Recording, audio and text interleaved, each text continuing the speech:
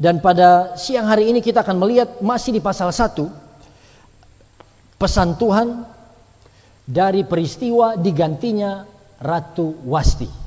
Iya kan? Saya ajak kita baca dulu Ester 1 ayat 1 sampai ayatnya yang ke-8 dulu.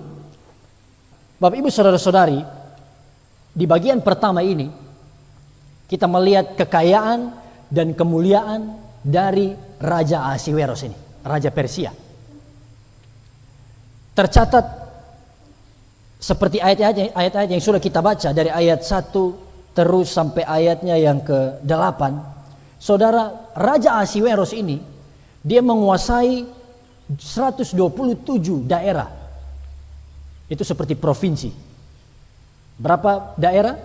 127 daerah dari India sampai ke Ethiopia. Ini bukan, saudara, daerah yang kecil. Iya kan? Bukan kerajaan yang kecil. Karena dari India sampai ke Ethiopia, kalau hari ini itu diduduki kurang lebih 20 negara. Di Timur Tengah, 20 negara. Dan oleh karena kehebatan, iya kan, kebijaksanaan, kemampuan yang luar biasa dari Ahasiweros bersama-sama dengan timnya, orang-orang Persia, mereka taklukkan 127 daerah ini. Lalu di tengah-tengah kemenangan, kebesaran kerajaan Persia, raja ini mengadakan pesta selama 180 hari. Kurang lebih, saudara, 6 bulan pesta. Bayangkan, dan di pesta itu semua makan, semua minuman, anggur, raja siapkan semua. Untuk siapa? Panglima-panglima, bangsawan-bangsawan, tentu para pemimpin-pemimpin dari 127 daerah ini, petinggi-petinggi, bersama dengan pelayan-pelayan mereka, ikut pesta. Yang berlangsung selama berapa lama? 6 bulan, setengah tahun. Saudara, kita mau buat pesta saja 1 hari, resepsi, ya kan, pinjam uang di mana-mana. Sesudah pesta sampai hari ini belum bisa kasih kembali, belum selesai. Ahasiweros buat pesta 6 bulan, non-stop. Perhatikan.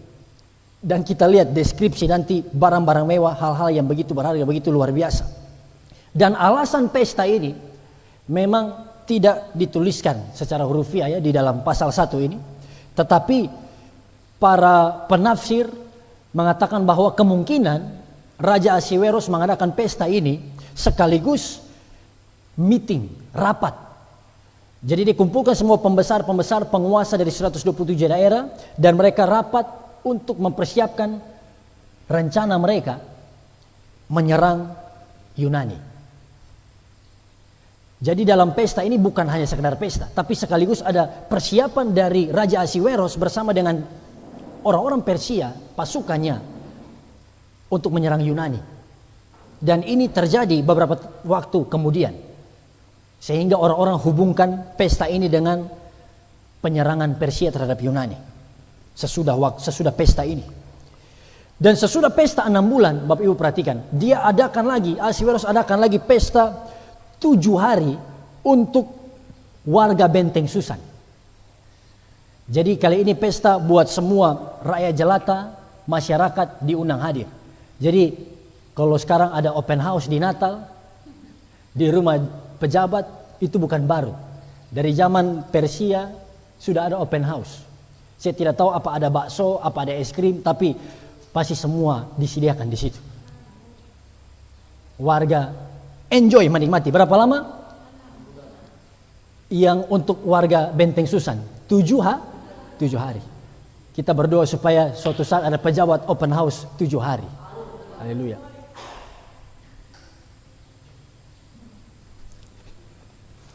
Saudara perhatikan, bukan hanya berhenti sampai di situ.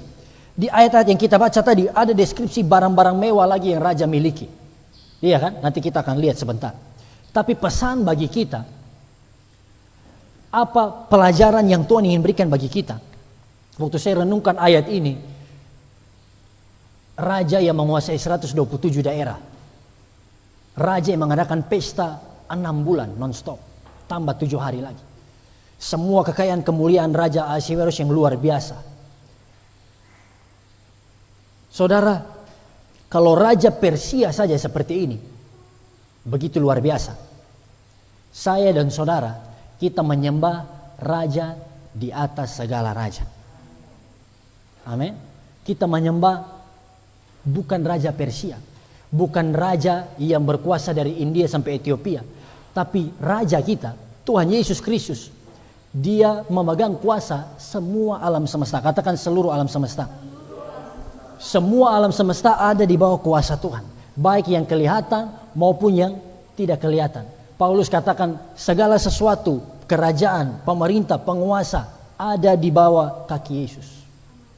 Yesus yang memegang kendali atas semuanya. Iya kan? Kalau kita, bayangkan ya, kalau kita jadi salah satu pembesar yang ikut pesta dengan Ahasiweros, bangga atau tidak? Bangsawan, ya kan, panglima, ini bukan orang-orang biasa. Ini semua orang-orang terhormat, orang-orang besar. Kalau kita diundang hadir di pesta itu saja, woi, kita bangga.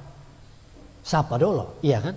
Pasti kalau ada HP, dari pintu depan tuh di story, ya, Istana Ahasiweros, dimulai pamer semua.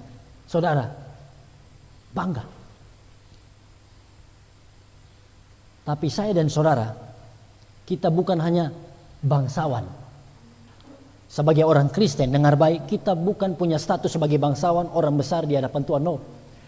Tapi dengar baik, dalam Roma 8 ayat 15, waktu kita menerima Yesus, bahkan Yohanes juga tulis, Yohanes 1 ayat 12 ya, kita semua ini adalah anak-anak Allah. Wih, haleluya, kita semua ini anak-anak raja di atas segala raja.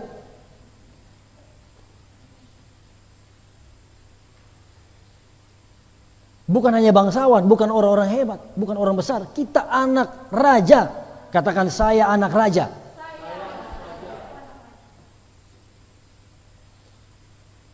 Dan Paulus katakan, kalau kita anak raja, kalau kita adalah anak, kita juga ahli waris dari itu.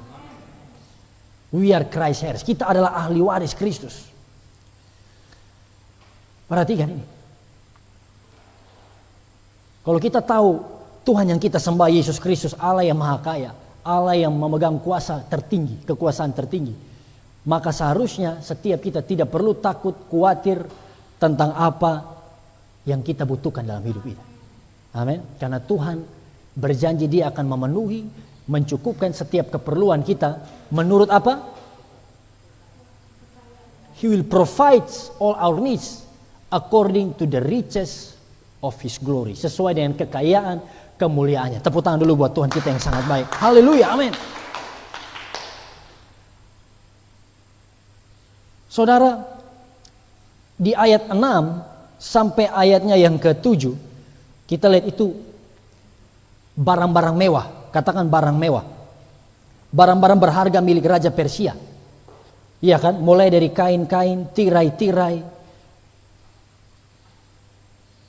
kain lenan, mori halus, kain ungu tua, tali lenan halus, ungu muda, apalagi tombol-tombol perak, tiang marmer putih, katil emas, perak, ditempatkan di atas lantai pualam, marmer putih, gawang, pelinggang, minuman dihidangkan di dalam piala emas, beraneka warna.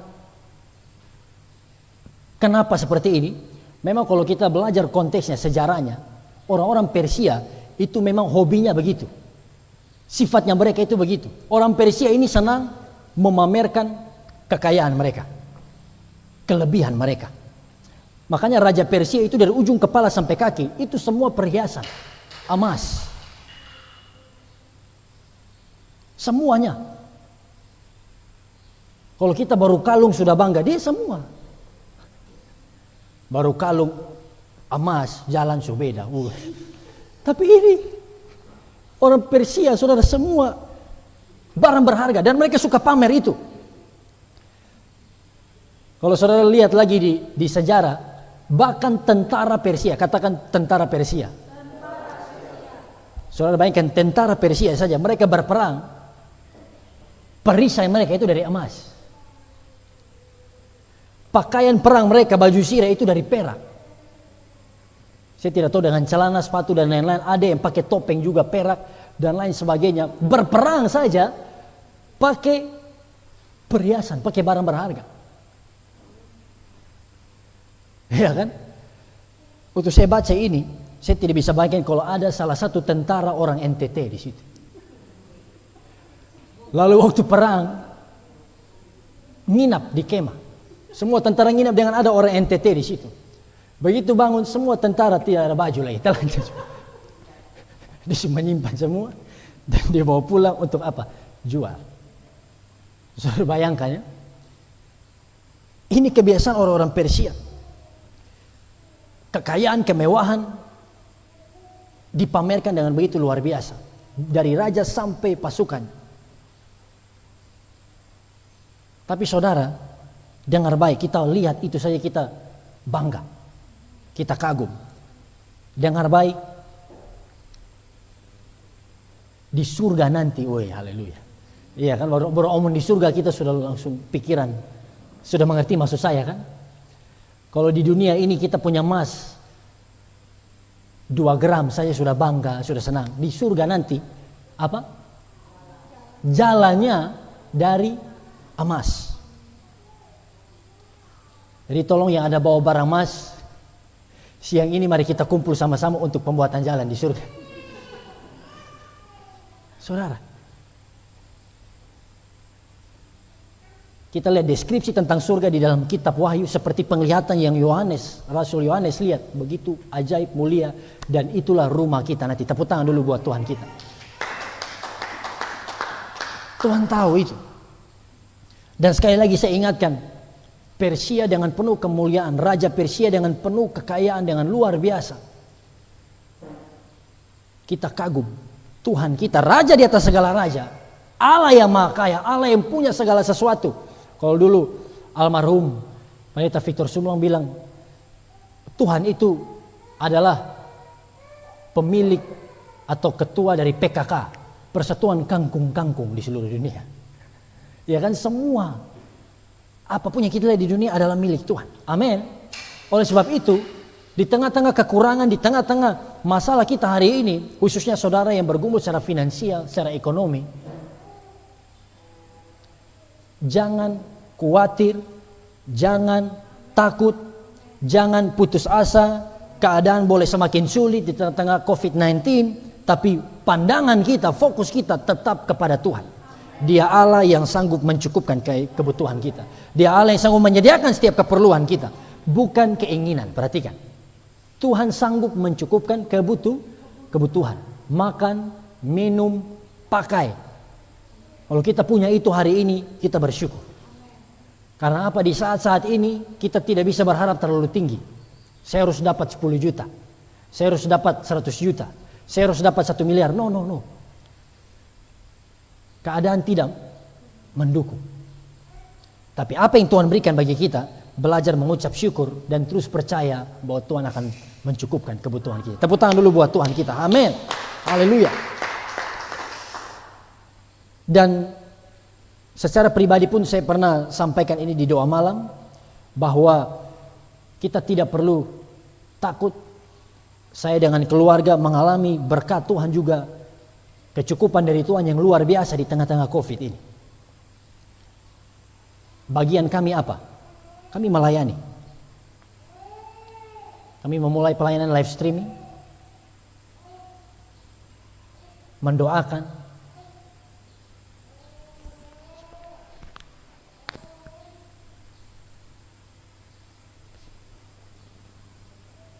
kami mendoakan jemaat Tuhan, sahabat-sahabat Facebook, menyampaikan firman Tuhan, renungan, dan tentu sebagai hamba-hamba Tuhan, jemaat Tuhan, kita harus mengerti, ikut Tuhan, melayani Tuhan bukan untuk cari uang. Iya kan? Tapi Tuhan pasti akan menyediakan, Tuhan akan memberkati. Perlu uang. Tapi Paulus peringatkan pada kita, jangan jadi hamba uang. Karena untuk mengejar kekayaan, untuk mengejar harta yang melimpah, banyak orang jatuh ke dalam berbagai dosa. Dan sekali lagi saya katakan, kalau Tuhan mampu memberkati, mencukupkan kebutuhan kami, maka pasti Tuhan juga sanggup memberkati saudara. Amin. Haleluya. Yang kedua, nah ini, sesudah pesta, baik 6 bulan, kemudian pesta lagi 7 hari, di akhir dari pesta itu, raja menyuruh 7 orang pelayannya. Untuk apa? Ini raja lagi mabuk ini, jangan lupa. Iya kan, baru lagi mabuk di tengah-tengah pesta. Raja suruh 7 orang pelayannya, bukan 1, 7 orang pergi dan panggilkan Ratu Wasti. Untuk apa? Datang menunjukkan kecantikannya, memamerkan dirinya di hadapan pembesar-pembesar bangsawan, orang-orang yang hadir di pesta-pesta itu. Tapi apa yang terjadi? Ratu Wasti datang atau tidak? Tidak datang. Dan ini bagian kedua, saudara. Ini pesan Tuhan dari pemanggilan dan pembuangan Wasti. Saudara-saudara perhatikan ini. Dan waktu saya baca ayat-ayat ini, kita akan lihat satu persatu, mulai dari sikap Ahasiweros, sikap Wasti, dan sikap orang-orang bijak yang memberi nasihat pada raja. Karena apa? Yang pertama kita akan lihat sikap Ahasiweros. Katakan Ahasiweros. Waktu kita lihat Ahasiweros di sini, saya akan bagikan pelajaran-pelajaran, pesan-pesan dari Ahasiweros. Ini teruntuk suami-suami. Pelajaran untuk pemimpin juga, jangan lupa Ahasiweros adalah raja, leader. Jadi kita harus lihat dan belajar dari sini. Sikap Ahasiweros ini adalah pelajaran untuk suami, pemimpin, leader, dimanapun kita berada. Yang di sini yang suami-suami bilang amin. Yang calon suami bilang amin. Ya kan, nanti kan suatu saat jadi suami juga kan?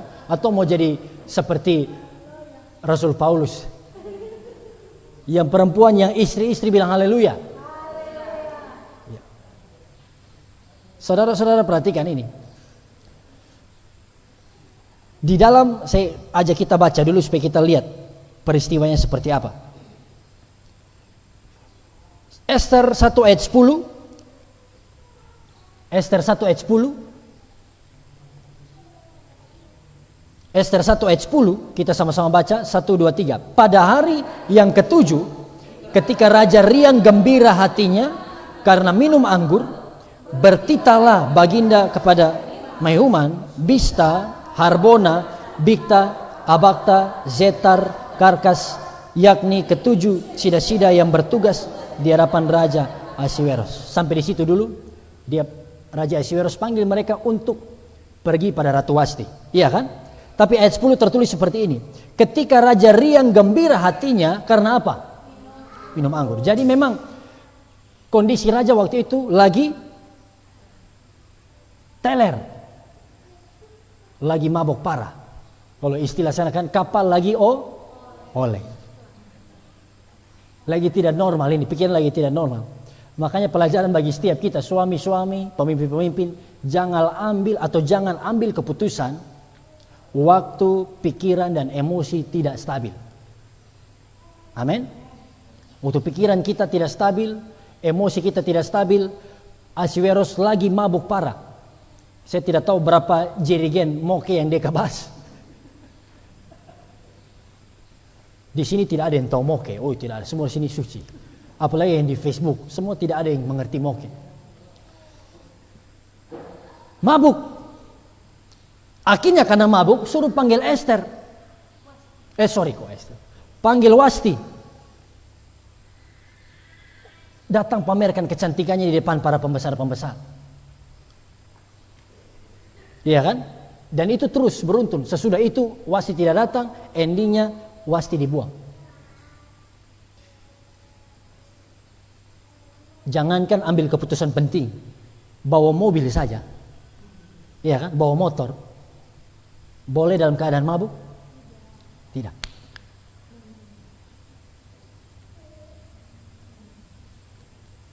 Atau ada yang mau coba di sini? Tidak boleh. Waktu dia penuh, waktu dia mabuk anggur, dia mulai inisiatif, mulai aneh-aneh. Iya kan? Kalau bicara soal anggur, sebenarnya anggur dalam Alkitab itu bicara soal sukacita, kesenangan, pleasure. Tapi ada ayat firman Tuhan juga katakan, jangan sampai engkau mabuk anggur. Kita orang percaya tidak boleh mabuk anggur, tapi kita harus penuh dengan Roh Kudus. Be filled with Holy Spirit. Lalu apa yang terjadi? Pesan pertama tadi dari sikap Ahasiweros, jangan ambil keputusan waktu pikiran, emosi kita tidak stabil. Dan yang berikut, saudara perhatikan, semuanya sudah sempurna. Katakan sempurna. Kekuasaan dari Ahasiweros sempurna. Pesta 6 bulan sempurna. Tidak ada satupun catatan negatif kita baca dari awal tadi, iya kan? Kekayaan, barang-barang berharga, barang mewah sempurna. Tidak ada satupun yang kurang. Makanya di ayat 10 tadi, raja itu hatinya riang gembira. Minum anggur, hati penuh dengan kegembiraan. Karena anggur.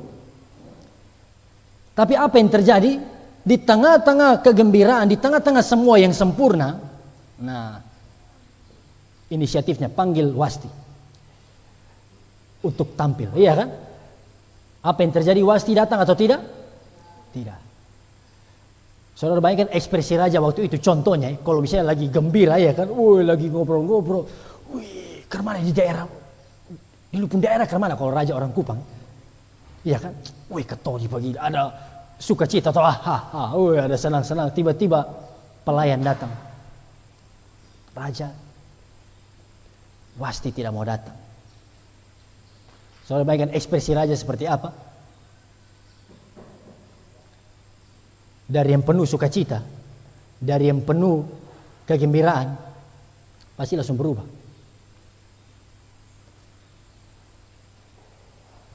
Alkitab tulis di sini, panas. Raja langsung murka. Semuanya sudah baik, sempurna. Wasti tidak mau datang. Apa artinya bagi kita? Saudara, ada istilah seperti ini. You cannot have everything. We cannot have everything. Kita tidak bisa punya segalanya, semuanya.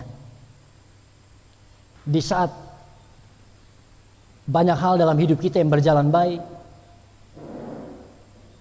tiba-tiba ada saja, iya kan, buruk yang terjadi. We cannot have everything.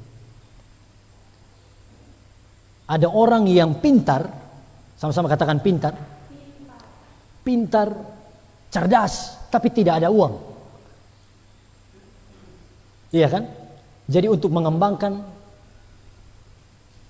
skillnya, talentanya itu sangat terbatas. Sebaliknya ada orang yang kaya, uang melimpah, tapi tidak pintar. Judi terus, boros terus, uang habis. Ada orang yang kaya, ada orang yang pintar. Apa yang terjadi? Ternyata belakang sakit. Cek di dokter, kelainan tulang belakang. Kaya, pintar, fisik bermasalah, sakit. Iya kan? Tidak ada kita yang punya semua, tidak ada kita yang sempurna. Di tengah-tengah kehebatan dan iya kan, kesempurnaan yang Raja Ahasiweros nikmati pada saat itu, Bapak Ibu Saudara, ada satu peristiwa negatif yang terjadi. Mungkin saudara juga alami ini, pekerjaan mantap, iya kan? Keluarga diberkati, pelayanan lancar, tapi Tuhan izinkan ada sakit penyakit yang kau alami. Apa maksudnya bagi kita? Dengar baik, Tuhan ingin sampaikan bagi kita bahwa jangan taruh harapan kita terlalu tinggi. Amin.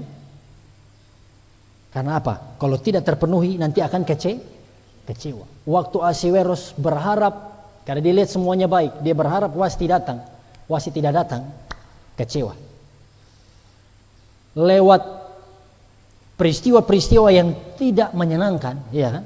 Lewat perlakuan-perlakuan orang-orang yang tidak sesuai hati dan ekspektasi kita, harapan kita, Tuhan sedang mengajarkan kita untuk menerima keadaan kita. Tuhan mengajarkan kita untuk apa? Tetap rendah hati. Waktu ada sesuatu yang tidak menyenangkan terjadi, Tuhan mengajarkan kita untuk apa? Terus bergantung kepada Tuhan.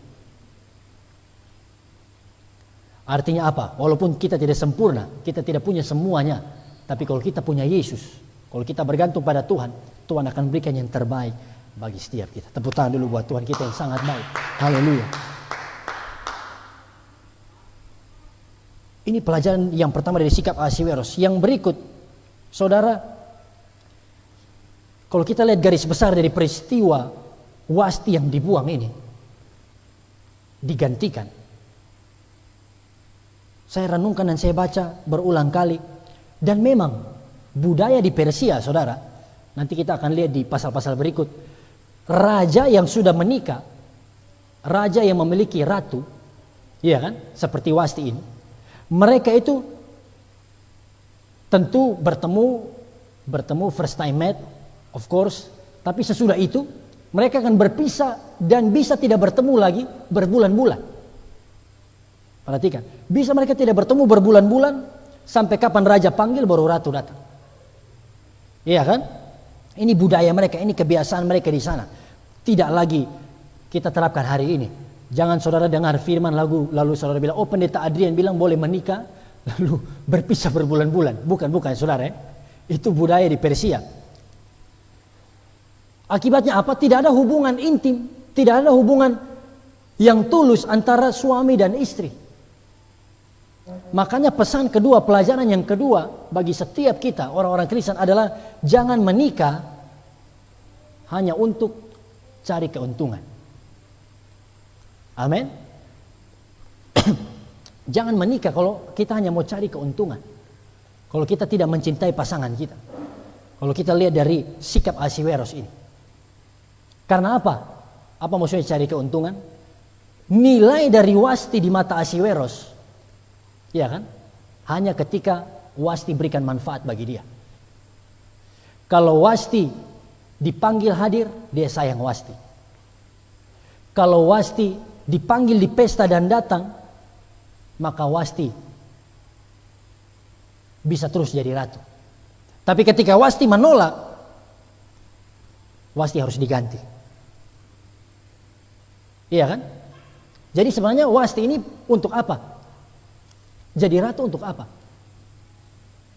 Hanya untuk memenuhi keinginan, hanya untuk memberikan keuntungan, advantage buat Raja Ahasiweros. Hubungan Raja Ahasiweros dan Wasti hanya dibangun di atas asas manfaat, menguntungkan atau tidak. Kalau dia tidak hadir, buang. Sementara suami istri, saya bicara bagi setiap kita suami-suami, Tuhan panggil kita, Tuhan mau kita membangun keluarga di atas dasar kasih sayang, di atas dasar kasih Kristus itu sendiri. Amin. Jangan kita menikah, kalau laki-laki jangan kita cari wanita hanya untuk cari keuntungan, supaya bisa ada orang yang masak, ya kan? Supaya bisa ada orang yang cuci baju. Lebih parah lagi supaya bisa lampiaskan hawa nafsu. No. Akhirnya apa? Ini kan contohnya kan? Menikah, waktu istri hamil tidak bisa berhubungan, cari istri lain, cari perempuan lain.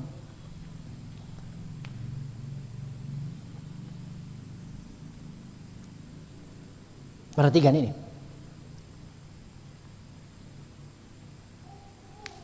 Tapi saya percaya bapak-bapak yang di sini maupun yang ikut live Facebook semuanya tulus mengasihi istri. Calon-calon bapak-bapak juga tulus mengasihi istri. Amin. Haleluya. Lalu istri-istri omong bisik, Pak Pendeta son tahun. Tidak apa-apa. Kita belajar firman Tuhan bersama-sama. Ini pelajaran dari sikap Ahasiweros. Yang pertama tadi, jangan ambil keputusan waktu pikiran, emosi kita tidak stabil. Yang kedua, kita tidak bisa punya semuanya. Kita harus belajar menerima hal-hal yang buruk yang terjadi dalam hidup kita. Amin.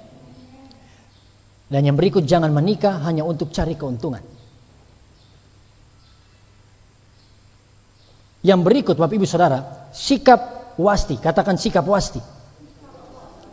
Nah, ini pelajaran buat istri-istri. Yang istri-istri bilang haleluya. Calon istri bilang amin. Saya omong calon istri, pertanyaannya sudah ada calon suami atau tidak? Puji Tuhan. Tidak apa Pak Pendeta, saya percaya segala sesuatu indah pada waktunya.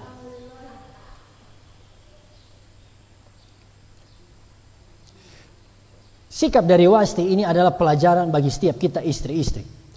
Dan ini agak sedikit keluar dari konteks, tapi saya ingin membawa saudara untuk melihat keadaannya dan apa aplikasinya pesan bagi kita.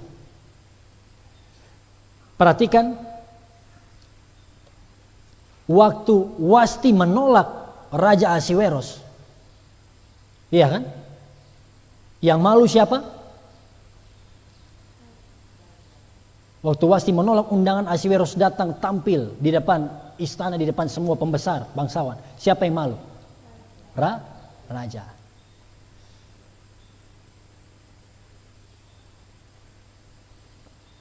Saudara lihat, istri-istri, sikap dari Wasti ini mempermalukan Raja Ahasiweros di depan orang-orang hebat, di depan semua bangsawan. Makanya pesan bagi setiap kita, ibu-ibu, istri-istri, dengar baik, apapun yang terjadi di rumah kita, apapun yang terjadi di dalam rumah tanggamu, jangan bawa keluar, jangan permalukan suamimu di depan umum, di luar. Amin. Ini Tuhan bicara bagi kita. Sampai orang Kupang bilang, isi perut, ketong kasih tahu semua orang. Ini saudara, ini pesan dari sikap Wasti loh. Bukan saya tembak orang, iya kan, saya sengaja omong ini pada seseorang yang buat ini, bukan. Tapi ini pesan firman Tuhan. Sebagai ibu-ibu, sebagai isi-isi, jangan sedikit-sedikit kita cerita di tetangga, curhat di tetangga, curhat di kawan gereja. Saudara dengar baik, ada istilah itu. Kalau kita cerita di orang lain, ubi jadi, kita cerita ubi, sampai di rumah yang ketiga sudah jadi kolak. Tape, kadang ada yang jadi tape juga. Karena tahu ketemu orang pembawa semua bumbu-bumbu dia akan tambah. Dan Ahasiweros malu di depan umum. Suami-suami malu di depan umum. Istri-istri. Dan saya bersyukur istri saya tidak seperti itu. Haleluya. Karena apa Bapak Ibu Saudara dengar baik? Tidak ada keluarga yang sempurna. Tidak ada keluarga yang sempurna. Ini saudara-saudara, ibu-ibu yang di live streaming, dengar baik-baik ini. Tidak ada keluarga yang sempurna. Kalau saudara mau keluarga yang sempurna, nikah dengan artis Korea. Yakin sempurna? Apa? Bangun pagi, sarangheo. Annyeonghaseyo. Lalu balas, sarangbeo. Dengar baik ini. Nah, bukan berarti kalau kita tidak permalukan suami pun, kita tidak ceritakan kelemahan suami pun, artinya dapat pokok tiap hari diam-diam. Suami mau potong iris pelan-pelan juga diam-diam, ya bukan berarti seperti itu. Iya kan? Tetapi kita tahu mana batas-batasnya. Kalau hal-hal sepele, hal-hal yang biasa, hanya masalah dalam keluarga, tiap keluarga pasti ada masalah. Tapi kita harus dengan bijak, dengan berhikmat, responi setiap masalah yang terjadi dalam keluarga kita. Amin. Kalau memang suami, perhatian, kalau memang suami buaya darat, nah itu bahaya. Dia kalau pi dokter bukan dokter umum, dokter khusus. Kalau memang suami memang pemain berat, nah itu ibu-ibu memang harus berdoa khusus dan sudah ada tindakan khusus. Kalau dia tiap hari jadikan ibu apa? Ternyata suami ini sepupu dari Manny Pacquiao. Dan maka saudara harus tahu apa yang harus saudara buat. Lapor polisi, dia harus dihukum. Amin. Saudara dengar baik di sini. Sebagai istri-istri, pelajaran dari sikap Wasti atau respon dari Wasti ini adalah pelajaran bagi setiap ibu-ibu, istri-istri, dan juga calon-calon istri-istri. Dan saya ingin tutup seperti ini. Apa pesan Tuhan dari sikap orang-orang bijak? Karena di dalam ayat berikut, waktu raja marah, perhatikan, waktu raja marah, raja tanya kepada orang-orang bijak, apa yang harus saya lakukan kepada Ratu Wasti? Karena apa? Memang raja lagi mabuk, orang-orang bijak juga lagi mabuk, dan mereka sekarang bergerak, ya kan, mereka mulai berpikir sesuai dengan emosi mereka, perasaan mereka. Lalu para penasihat raja ini, orang-orang bijak ini, mereka katakan begini, raja buat pengumuman, buat peraturan bahwa Wasti karena melawan titah raja dia dibuang, iya kan? Dan buat peraturan hukum supaya semua istri-istri patuh pada suami. Bapak Ibu perhatikan. Nasihat ini kalau kita perhatikan, ini ada dampak atau tidak? Tidak ada dampak apa-apa. Katakan tidak ada dampak. Khususnya dalam konteks sekarang, saudara bayangkannya, tiba-tiba Jokowi buat peraturan presiden, peraturan baru, umumkan di seluruh Indonesia, istri-istri tunduk pada suami. Apa perlu buat begitu peraturan hukum seperti itu? Tidak perlu. Saudara laki-laki, derajat perempuan di bawah laki-laki. Saudara lihat ini.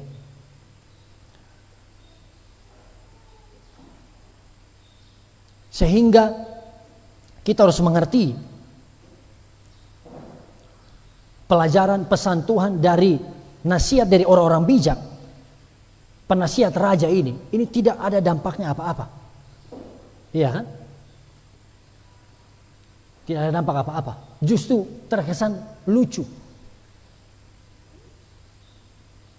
Tapi apapun yang terjadi, raja dengarkan nasihat mereka, dan singkat cerita, peraturan dibuat. Wasti dibuang. Wasti digantikan.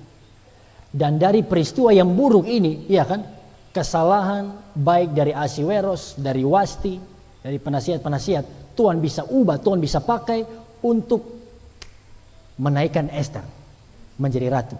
Yang dimana oleh karena Ester jadi ratu, orang Yahudi bisa diselamatkan oleh Tuhan. Amin. Tuhan bisa ubah sesuatu yang buruk. Bahkan kemarin, kalau tidak salah ya, di hari Jumat saya jelaskan bahwa Ahasiweros murka, Ahasiweros marah besar karena Wasti menolak.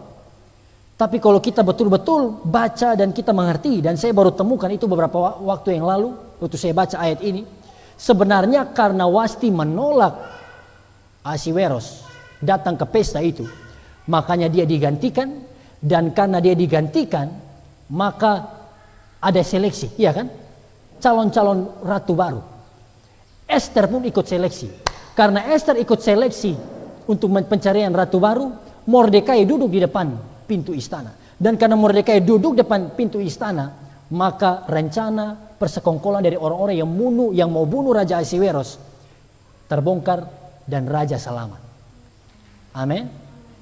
Saya katakan apa? Kalau ada peristiwa yang tidak menyenangkan, iya kan? Ada hal yang buruk terjadi, jangan cepat mengeluh, jangan cepat panas marah.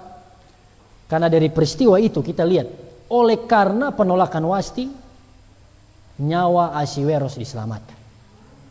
Amin. Tuhan pakai segala cara untuk mendatangkan kebaikan dalam hidup kita. Tepuk tangan dulu buat Tuhan kita. Mari kita berdiri bersama-sama. Sebelum kita berdoa, saya ingatkan kembali lagi, di dalam Ester pasal 1 ini kita lihat kekayaan dan kemuliaan Raja Ahasiweros tercatat sampai hari ini. Menguasai 127 daerah. Mengadakan pesta 180 hari. Barang-barang berharga, barang-barang mewah yang luar biasa dipamerkan. Apa remanya bagi kita? Kita menyembah Allah, Raja di atas segala raja. Amin. Allah yang punya langit dan bumi. Amin. Allah yang berkuasa atas seluruh alam semesta. Yes. Dan dia juga adalah Tuhan yang menjelma jadi manusia, Amin. mengerti setiap perasaan kita. Bahkan dia memikul dosa dan salah kita. Dia mati di atas kayu salib karena dia cinta dengan kita. Tidak ada alasan bagi kita untuk takut, khawatir, cemas di tengah-tengah keadaan sulit hari-hari ini. Yes. Raja kita, dia maha kaya, dia sanggup Amin. mencukupkan kebutuhan kita. Saudara yang masih belum dapat pekerjaan, terus berharap pada Tuhan, terus berusaha. Tuhan sanggup berikan pekerjaan yang terbaik. Yes, Saudara amin. yang bisnismu belum untung, masih rugi, saudara yang alami kebangkrutan, terus berharap pada Tuhan. Amin. Tuhan ingin memberkati saudara. Amin. Tuhan sanggup membuka tingkap langit memberkati Ya, kita. Yesus. Saudara yang dalam keadaan sakit, dengar baik, dia Allah yang sanggup menyembuhkan. Haleluya. Haleluya, Yes, Yesus. Terima amin. kasih. Kau Bapa yang mengasihiku, kuasa-Mu memulihkanku, hati yang baru Kau berikan untukku dapat melihat rencana-Mu indah bagiku. Kau ada di setiap jalanku, hatiku haus dan lapar akan Engkau. Katakan Kaulah segalanya. Kaulah segalanya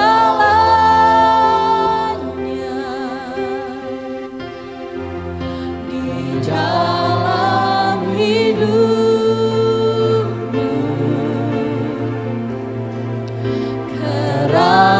Kerajaan-Mu, kebenaran-Mu, Itu bagianku. Kaulah yang kupandang, Kaulah yang kupandang selama hidup. selama hidupku.